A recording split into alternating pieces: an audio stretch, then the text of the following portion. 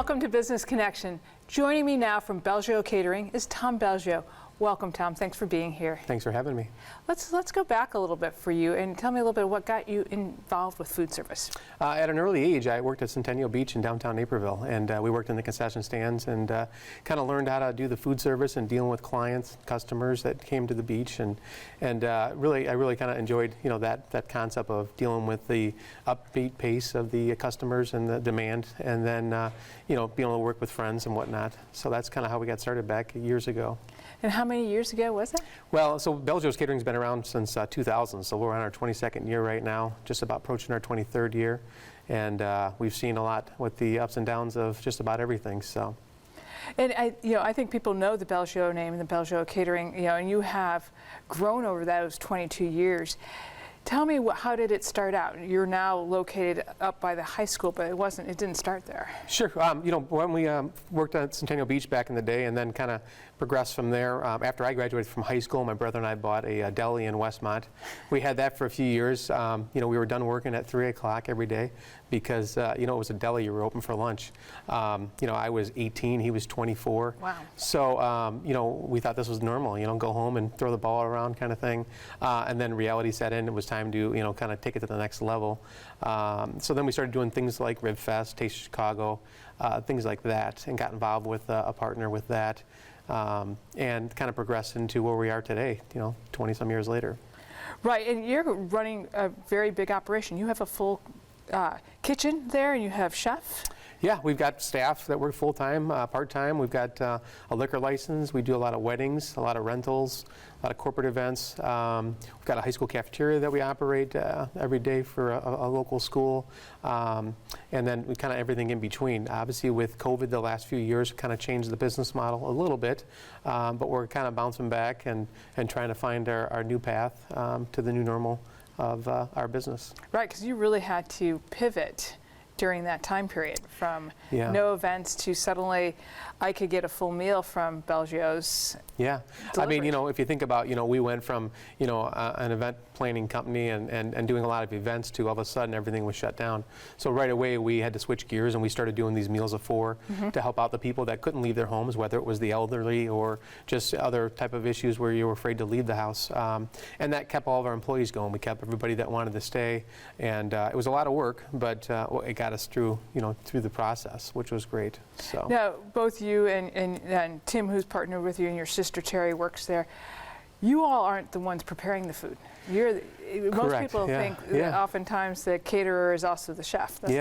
I mean, we can definitely help out, not nearly as fast as the staff. Our executive chef, Raul, he's been with us since the beginning, so he's been with us 22 plus years. And the rest of his staff right behind him, probably 19 and less. My sister Terry's been with us about 21 years, and then the rest of the staff kind of fills in from there. But, we can't be everywhere, so we count on our staff to represent us, and all we try to do is set them up for success, and we try to ask them to do things that we would do ourselves, so it's not like we're asking them to do something we wouldn't do. So, and we treat them like family, and that's, I think, the key, and I think we hear that a lot from our customers. The people that come to the house or come to my office, they're just so nice. They really are polite, and they really represent the brand well, which is all I can ask for. And tell me a little bit about the types of events you do.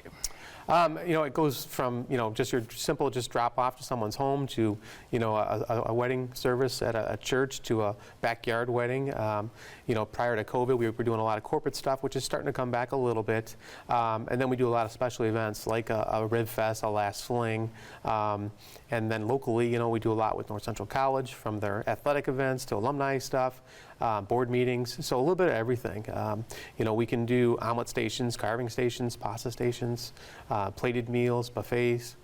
We always joke, the only thing we don't really do is the family style, just because it's so expensive, and people don't realize that. But when you think about, having 100 people, you need to bring food for 130, because you don't know what they're going to eat and how it's going to be distributed, so. Well, I think and I know you do, galas, and you have been very generous with NCTV 17, and you're, a vice president of our board, so we thank you so much for that. But I'm always amazed by when we start talking to you about an event, how you know all the questions to they ask that I would never think of, and how much food? You never run out of food. Well, knock on wood, we don't. And people always say, how do you plan for that? Yeah. Well, we've been doing this long enough, right? Now, if you tell me there's going to be 150 and 190 show, that's a different situation. But for the most part, I mean, it comes back to making sure our staff can succeed. So as long as we have the tools, whether it be a refrigerated truck or the proper equipment for them to do the job that needs to be done, that's important. And if you can plan for those kind of things, then it allows for any issues that do pop up. You have a little flexibility, right? So that's the key. That's the key. And I mentioned, your role with NCTV, and you give back to so many people in the community. Why is that important to you? When we first opened, we said right away, why don't we look at see how we can help out different causes. So our thought and mindset was, instead of spending money on actual advertising, let's take that same money and give it back to the community. Now, we didn't know it was going to grow as large as it did, but we've also grown because of that over the years, right? So it's hard to put a pencil to, dollar for dollar. Mm-hmm. It really is just cause for cause, and it's almost like having a third partner sometimes, mm-hmm. But we do enjoy what we do, and people appreciate that too, mm-hmm. and they respect you for that, and they see that you're up at 4 in the morning doing that 5K donation, and then you're doing the plated meal, maybe at the college that evening, and people are impressed by that. Mm-hmm. And like I said, and for us, we're only as good as our last show, right? So we always have to be on our game. So you have to try to just keep trying, That's right. That's where food service and TV production, not that different. No, not at all. I mean, we're both up early in the morning and usually going through the night. So, that's right. So when you look back at these 21 or 22 years, what surprises you most? That's tough. I mean, especially with the last couple of years, mm-hmm. right? Definitely, I've been impressed on how loyal people are to us, right? Mm-hmm. And I guess I realized that in some capacities, but not really the full until COVID hit, and how many people were reaching out wanting to help. Well, and I think recognizing, the Belgios family has been part of Naperville for long time. Yeah, we moved here in '74 when I was born, so or '75, right around there. And my dad was in the limousine business for a number of years, so people knew him, and then obviously the family. I've got 7 brothers and sisters, so it's a big family. So.